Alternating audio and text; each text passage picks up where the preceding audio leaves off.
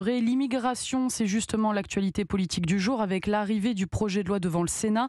Un texte porté par Gérald Darmanin, le ministre de l'Intérieur, est bâti sur plusieurs piliers. Faciliter les expulsions, un niveau minimum de français requis pour obtenir un permis de séjour, régulariser les étrangers qui travaillent sur les métiers dits en tension et un débat annuel sur les quotas d'immigration. Autre mesure prévue par le texte, la transformation de l'aide médicale d'État, l'AME, en aide médicale d'urgence. L'AME qui offre des soins médicaux aux étrangers en situation irrégulière, elle a coûté 1,2 milliard à l'État en 2022 selon un rapport de l'Assemblée nationale.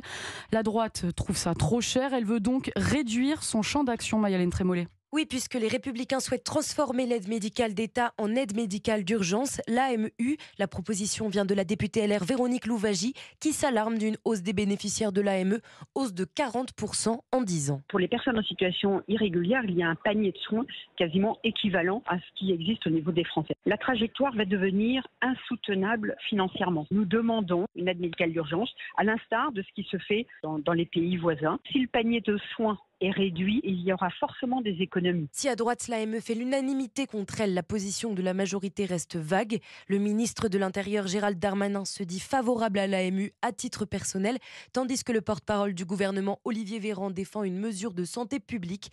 La première ministre, Elisabeth Borne, a commandé le mois dernier un rapport pour déterminer si des adaptations de l'AME sont nécessaires ou non. Malgré tout, le gouvernement devra prendre en compte la position des Républicains, dont les voix sont indispensables pour faire passer le projet de loi immigration en l'absence de majorité absolue. Maya-Hélène Trémollet pour Europe 1.